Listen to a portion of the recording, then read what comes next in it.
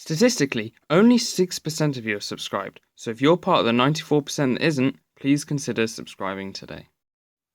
Hey ho, WFC here, and today I'm reviewing Transformers War for Cybertron Siege Megatron, Voyager class Megatron.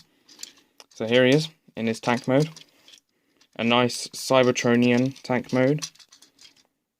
It's got some wheels underneath so it can roll. It's got a couple of the blast effect pieces. Unfortunately, I don't have any of the actual things to plug into them, so I can't show them off. Got a couple siege ports on the side here. There's one at the end of the tank barrel. See his little head down there poking out, which is a shame, but whatever.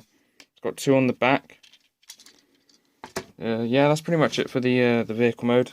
The turret can move. This can't really move, but hey, whatever. So here it is next to Optimus Prime. You can see that Optimus Prime looks quite a bit smaller in vehicle mode than Megatron. Okay, let's get on to robot mode. So first thing you want to do is you want to pull out the end of the barrel.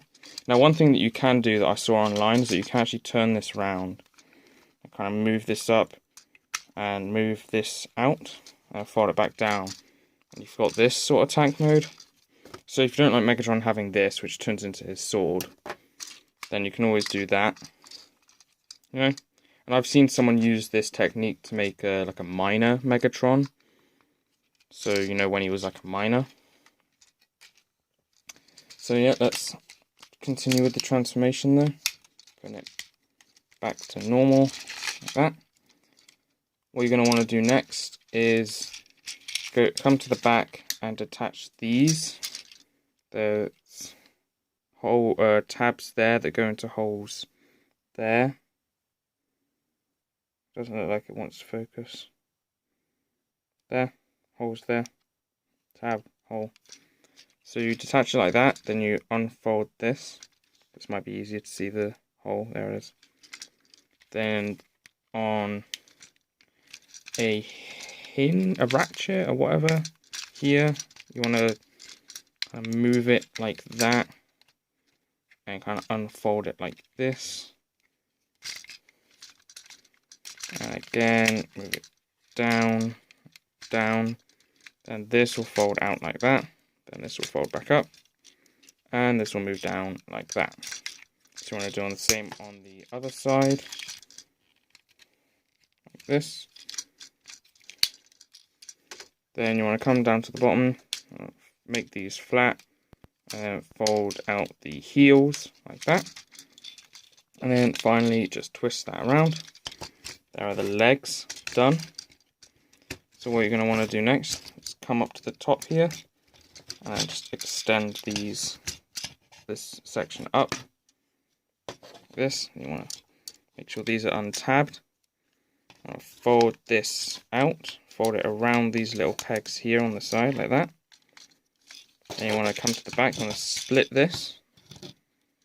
You want to move them to the side like this. Take these little pieces and fold them in like that. Take this whole section, just move it up and make it flat like that.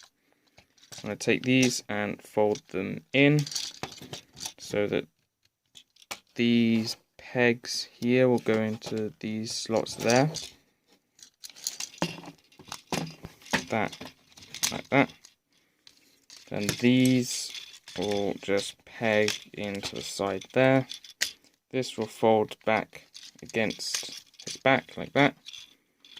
Just fold out the fists and turn the cannon round. And there's Megatron in his rebel mode. Now you want to take this piece, just move these out like that, fold this round, and fold these in like that. Tab it together. And there is his sword.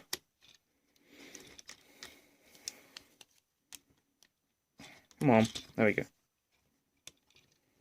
So there he is in his robot mode with his sword. And he looks kind of cool. You know, he looks like Megatron, which is good. You know, this big bulky sword is a bit much, but you can kind of put it on his arm like this if you want him to have it like that. You can peg it up here because there's siege ports there as well. Or where I like to put it is just on the back here on those, like that. Now he's got quite a few siege ports. So of course he's got his fists, one on each forearm, but this one's got the cannon on it. He's got one on each shoulder, one on each leg, one on the bottom of each foot, one on the top of each tread, one on the back of each tread, and I think that's it. Well, of course he's got the one at the end of the cannon as well, so if you wanted to, you could actually take and plug it in like that. He's got like a stand peg on the back there, so if you wanted to put it on a stand, you could do that. Now for articulation, his feet go in and out like this, but they click kind of weirdly, and they don't always click in properly, so it's a bit weird. The feet, if you move the heel, can go back a little bit. Of course the heel can move if you need it to. The knee moves, and the leg goes out. It also swivels, and go forward and back. There's a rotation at the waist, which can be a little bit hindered by the backpack, but you know, you can easily just move out of the way. It doesn't look too bad. The arms are on full rotation like this, so you can go out. You can, I've already shown that, haven't I? That's pretty much it. You can go like this if you wanted to. You know, if you move the backpack back a little bit, then you can move them out like this. Don't know why you'd want to, but you can. The wrists or the elbows are on swivels, and they bend like this. The fists can of course fold into the arms, but that's not really, you know, that's not really anything that you'd want to do.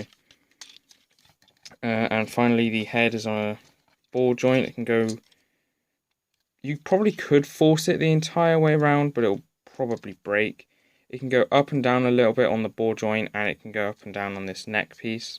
Go all the way back like that if you wanted to. And finally, the cannon is on a swivel if you wanted to move it. Yep, there he is.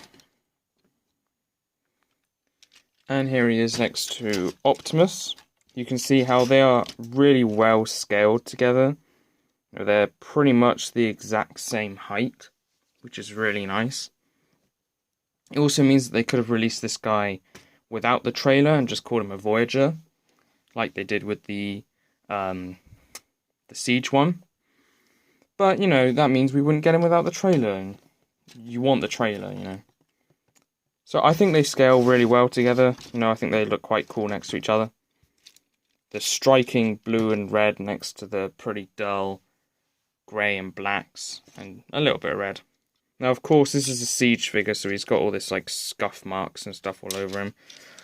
No, I don't think it looks that bad, you know, like, some people really complain about it. I don't think it's that big of a deal. I think it's fine. I definitely think it looks better on Decepticons than it does on Autobots. But, you know, other than that, that's pretty much it. So, thanks for watching, and I guess that's Salut BC out.